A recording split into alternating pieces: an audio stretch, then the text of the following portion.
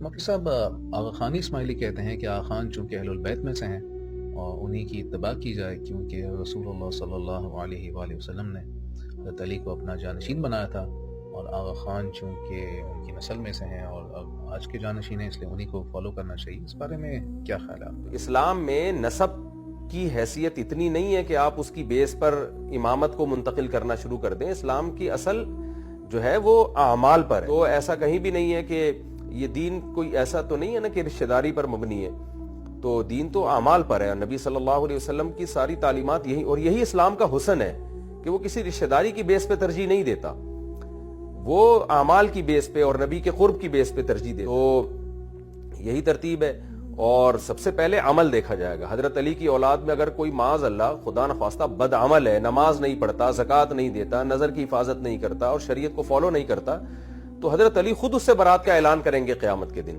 تو ان کو کیسے امام مانا جا سکتا ہے، کیسے اپنا مقتدا اور رہبر بنایا جا سکتا ہے؟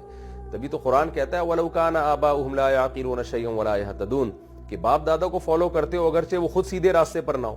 تو اگر کسی کا باپ دادا چاہے وہ اہل بیت میں سے ہی کیوں نہ ہو، وہ خود سیدھے راستے پر نہیں ہے، تو اس کو فالو کرنا یہ کسی بھی مذہب کی تعلیمات نہیں ہے۔ تو ہم اہل بیت سے محبت کرتے ہیں کیونکہ نبی کے رشتہ دار ہیں، لیکن اہل بیت کو ان کو وہ مقام دینا جس پہ وہ خود بھی مطمئن نہیں ہے، راضی نہیں ہے، تو یہ بالکل شریعت کی تعلیمات کے خلاف ہے۔ بھاگے ہو اور اب بکواس کیا کر رہے ہیں کہ میں حضرت علی کی فوج میں ہوتا تو حضرت معاویہ اور مغیرہ ابن شعبہ کے خلاف تلوار اٹھاتا، معاذ اللہ۔ جو اہل بیت کا سچی مچی کا ہوگا، بکواس نہیں کرے گا، جھوٹ نہیں بولے گا کہ میں اہل بیت۔ کچھ لوگ بکواس کرتے ہیں اہل بیت کا چورن بیچتے ہیں، اہل بیت کچھ لوگ بکواس کرتے ہیں اہل بیت کا چورن بیچتے ہیں۔ مجھے غصہ اس لیے آ رہا ہے اتنی بدتمیزی کہ مغیرہ ابن شعبہ حضرت معاویہ کے خلاف کوئی ایسا شخص جو اپنے آپ کو اہل سنت والجماعت کہتا ہو اتنی بدتمیزی نہیں کر سکتا۔ وہ اس نے بڑی جرت کی ہے کہ میں حضرت علی کے دور میں ہوتا تو حضرت معاویہ اور مغیرہ ابن شعبہ کے خلاف تلوار اٹھا۔ خدا کی قسم یہ بہت بڑی گستاخی ہے۔ یہ ایسے ہی ہے جیسے کوئی کہے کہ میں اپنے باپ کے ساتھ ہوتا تو میں اپنی ماں پر ہاتھ اٹھاتا۔ حضرت معاویہ رضی اللہ تعالی عنہ سے محبت ہمارے ایمان کا حصہ ہے، تمام صحابہ سے محبت۔ آپ نے جو صحابہ کرام کے خلاف ایک پروپیگنڈا کیا ہوا ہے، اور میں تو کہتا ہوں اہل صفین قبروں سے نکل آئے نا، اور وہ آگے کہ حدیثیں مار بیان نہ کرو، اور ان نکلنے والوں میں حضرت معاویہ رضی اللہ تعالیٰ عنہ، عمر بن عاص رضی اللہ تعالیٰ عنہ اور مغیرہ ابن شعبہ رضی اللہ عنہ مجمعین ہی کیوں نہ ہو، تو ہم انہیں کہیں گے نہ سر، رکو ذرا، صبر کرو، ہم نے تمہارا کلمہ نہیں پڑھا، ہم نے کلمہ اس کا پڑھا ہے جس کی قبر مدینے میں ہے۔ بس تو تواڈے مولوی دے وی لاگ سانوں کی تنگ کرن گے، تسی جنہاں دا دفاع کر رہے ہو بھی باہر نکلا، انہوں نے میری گل منی، اور اس سے بڑھ کر ہم انہیں ساتھ یہ بھی کہیں گے کہ حضرت ہماری قسمت اچھی ہے کہ ہم آپ کے زمانے میں نہیں، ورنہ آپ کے اوپر تلوار ہم سونت لیتے مولا علی کے حق میں، اور آپ کی قسمت اچھی ہے کہ آپ ہم سے بچ گئے، لیکن اب ہم اپنی زبان تو کم از کم کھولیں گے۔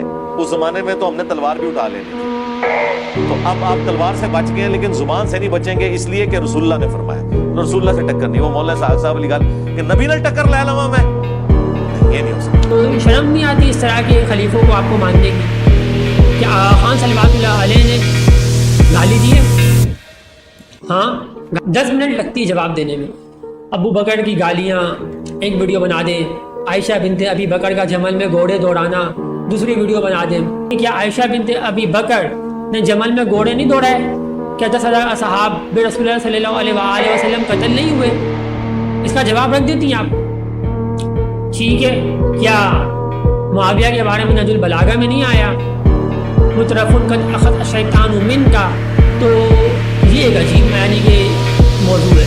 بہرحال ہم ایسے وہ خلیفہ نہیں مانتے، ٹھیک ہے، جنہوں نے جو ہے وہ ننگی ننگی گالیاں دی ہیں۔ جناب ابو بکر، آپ بخاری پڑھ لیں، ننگی ننگی گالیاں دیتے تھے۔ وقال لہ ابو بکر امسس بذر اللاتی، الیاذ باللہ، کہ جا کر لات کی شرمگاہ الیاذ باللہ چوس لے، الیاذ باللہ۔ ابھی ہمارے چینل پہ جو ہے ہماری خواتین بہنیں بھی ہیں، تو ان سے میں معذرت خواہ ہوں، لیکن یہ منون جملہ ہے۔